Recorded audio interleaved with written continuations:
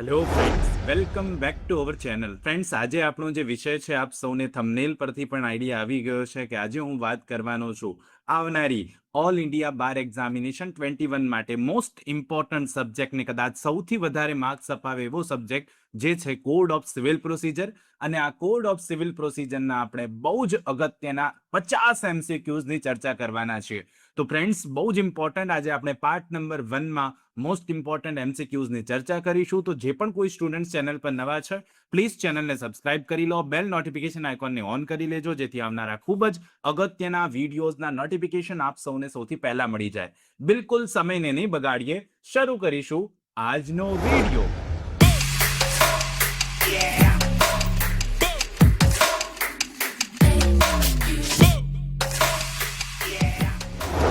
પ્રશ્ન નંબર 1 છે, civil procedure code 1908 કઈ તારીખથી અમલમાં આવ્યો? 1 જાન્યુઆરી 1908, 1 જાન્યુઆરી 1909, 1 એપ્રિલ 1909 કે 15મી ઓગસ્ટ 1908? શું આવશે સાચો જવાબ પ્રશ્ન નંબર 1માં? તો પ્રશ્ન નંબર 1ની વાત હોય તો કરેક્ટ આન્સર બનશે બી ફ્રેન્ડ્સ. 1 જાન્યુઆરી 1909 થી આ કાયદો અમલમાં આવ્યો છે. બી વિલ બી કરેક્ટ આન્સર. પ્રશ્ન નંબર 2 જુઓ. કલમ 2.2 મુજબ નીચેનામાંથી કયું ડિક્રી એટલે કે હુકમનામું નથી? વાદપત્રનો અસ્વીકાર, ચૂકને કારણે બરતરફી, કલમ 144 હેઠળના પ્રશ્નનો નિર્ણય કે પ્રારંભિક ડિક્રી? તો જ્યારે આપણે હુકમનામાની વાત કરીએ કલમ 2.2 હેઠળ, તો ચૂકને કારણે બરતરફી એટલે કે ડિસમિસલ ફોર ડિફોલ્ટ એ હુકમનામું ગણાય નહીં, અને એટલા માટે જવાબ પ્રશ્ન નંબર 2માં પણ બી બને. પ્રશ્ન નંબર 3 જુઓ. મેસને પ્રોફિટ, જેને આપણે ગુજરાતીમાં દરમિયાન ઉપજ કહીએ છીએ, એની વ્યાખ્યા સીપીસીની કઈ કલમમાં આપેલી છે? 2.10, 2.11, 2.12 કે 2.14? 3 નંબરના પ્રશ્નમાં સાચો જવાબ બનશે સી. કલમ 2.12 વિલ બી કરેક્ટ આન્સર. મેસને પ્રોફિટ બહુ અગત્યનો કોન્સેપ્ટ છે. પ્રશ્ન નંબર 4 જુઓ. રેસ જુડિકેટા, જેને આપણે પૂર્વ નિર્ણિત વાદનો સિદ્ધાંત કહીએ છીએ, સીપીસીની કઈ કલમમાં છે? મોસ્ટ ઇમ્પોર્ટન્ટ પ્રશ્ન. હા, કલમ 9, કલમ 10, કલમ 11 કે કલમ 12? પ્રશ્ન નંબર 4માં સાચો જવાબ બનશે સી. રેસ જુડિકેટાનો કોન્સેપ્ટ કલમ નંબર 11માં આપવામાં આવેલો છે. બહુ જ ઇમ્પોર્ટન્ટ આ પણ પ્રશ્ન છે. પ્રશ્ન નંબર 5 જુઓ. રેસ સબજુડાઇઝ, જેને આપણે સ્ટે ઓફ શૂટ કહીએ, દાવો સ્થગિત કરવાની જોગવાઈ સીપીસીની કઈ કલમમાં છે? કલમ 10, કલમ 11, કલમ 15 કે કલમ 20? તો પ્રશ્ન નંબર 5માં સાચો જવાબ આવશે એ. કલમ નંબર 10માં દાવો સ્થગિત કરવાની જોગવાઈ છે, જેને રેસ સબજુડાઇઝ કહેવામાં આવે છે, જેને સ્ટે ઓફ શૂટ તરીકે પણ ઓળખવામાં આવે છે. A will be correct answer in question number 5. Question number 6 જોઈએ હવે. સ્થાવર મિલકત સંબંધિત દાવાઓ નીચે પૈકી ક્યાં દાખલ કરવા જોઈએ? જે આપણે સ્થાવર મિલકત હોય, જેને આપણે ઇમૂવેબલ પ્રોપર્ટી કહીએ છીએ, એના સંબંધે દાવો કરવો હોય તો ક્યાં દાખલ કરવો પડે? જ્યાં વાદી રહેતો હોય ત્યાં, જ્યાં પ્રતિવાદી રહેતો હોય ત્યાં, જ્યાં મિલકત આવેલી હોય ત્યાં, કે ગમે ત્યાં? પ્રશ્ન નંબર 6માં સાચો જવાબ બને છે સી. જ્યાં મિલકત આવેલી હોય ત્યાં. ફ્રેન્ડ્સ, યાદ રાખજો, she will be correct answer. જ્યાં પણ મિલકત આવેલી છે ત્યાં દાવો દાખલ થાય. She is correct answer. પ્રશ્ન નંબર 7 જુઓ.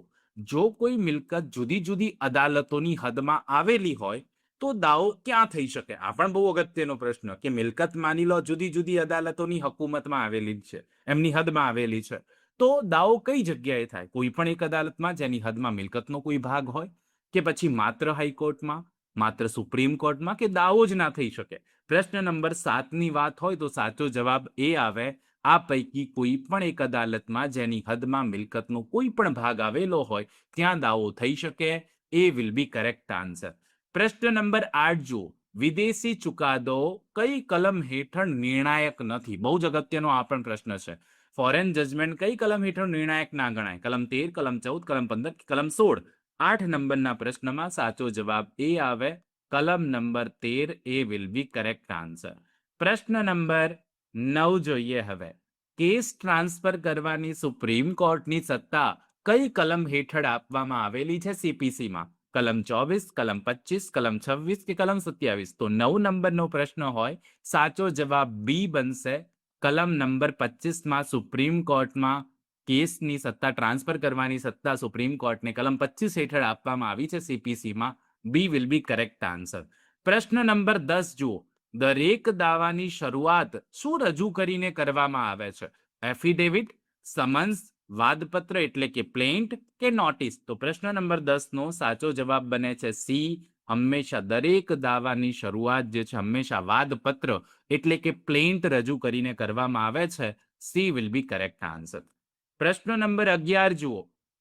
પ્રતિવાદીને હાજર થવા માટે જે નોટિસ આપવામાં આવે તેને શું કહેવામાં આવે છે? વોરંટ, સમન્સ, હુકમ કે આદેશ? તો પ્રશ્ન નંબર 11 પણ બહુ જ સિમ્પલ પ્રશ્ન છે. સાચો જવાબ બી આવે કે જ્યારે પ્રતિવાદીને હાજર થવા માટે જે નોટિસ આપીએ છે ને તેને સમન્સ કહેવાય. બી વિલ બી કરેક્ટ આન્સર. પ્રશ્ન નંબર 12 જુઓ. જો કોઈ વ્યક્તિને સાક્ષી તરીકે હાજર થવા માટે મહત્તમ કેટલો દંડ અદાલત કરી શકે સીપીસી હેઠળ? ₹500, ₹1000, ₹5000 કે ₹10,000? 12 નંબરના પ્રશ્નમાં સાચો જવાબ સી બનશે. ₹5000 નો દંડ અદાલત કરી શકે. સાક્ષી તરીકે કોઈ વ્યક્તિ હાજર ના થાય ને તો અદાલતને સત્તા છે કે ₹5000 સુધીનો દંડ કરી શકે. 5000 થી વધારે ના કરી શકે, પણ 5000 સુધી દંડ જરૂરથી કરી શકે. She will be correct answer. પ્રશ્ન નંબર 13 જુઓ. કઈ કલમ હેઠળ અદાલત વ્યાજ એટલે કે ઇન્ટરેસ્ટ આપવાનો આદેશ કરી શકે? કલમ 33, કલમ 34, કલમ 35 કે કલમ 35A? 13 નંબરના પ્રશ્નનો સાચો જવાબ બનશે બી. કલમ નંબર 34 માં વ્યાજની વાત કરવામાં આવી છે સીપીસીમાં. That is important concept. Okay, તો 13 માં સાચો જવાબ બી બને. વ્યાજની વાત હોય તો કલમ 34 આવે. પ્રશ્ન નંબર 14 જુઓ હવે. ખોટા કે હેરાન કરવાના હેતુથી કરેલા દાવા માટે વળતર રૂપી ખર્ચની મર્યાદા કેટલી હોય? 1000, 3000, 5000 કે 10,000?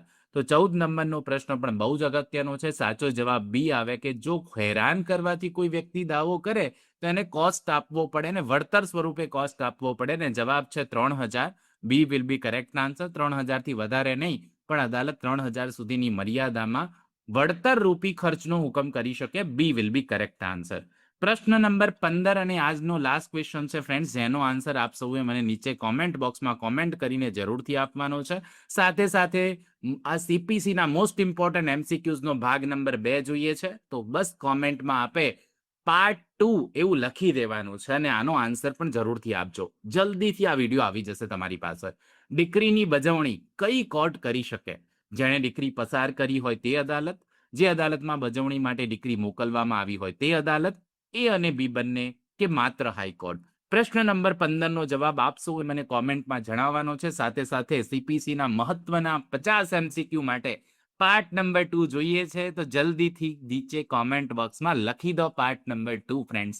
આઈ હોપ કે આજનો આ વિડીયો આપ સૌને સારો લાગ્યો હશે. જો સારો લાગ્યો હોય તો એક લાઈક કરી દો. ચેનલ પર નવા છો તો પ્લીઝ ચેનલને સબસ્ક્રાઇબ કરીને બેલ નોટિફિકેશન આઇકોનને ઓન કરી દો, જેથી આવનારા ખૂબ જ અગત્યના વિડીયોઝના નોટિફિકેશન આપ સૌને સૌથી પહેલા મળી જાય અને આપ એ વિડીયો જોવાનું ચૂકો. આપના મિત્રો જે AIB 21 આપવાના છે એમની સાથે આ વિડીયો જરૂરથી શેર કરી દેજો. મળીએ નેક્સ્ટ વિડીયોમાં ફ્રેન્ડ્સ. ત્યાં સુધી જોતા રહો અમારી ચેનલ રિયલ એજ્યુકેશન ગેજેટ. ખૂબ ખૂબ ધન્યવાદ. ખૂબ ખૂબ આભાર ફ્રેન્ડ્સ.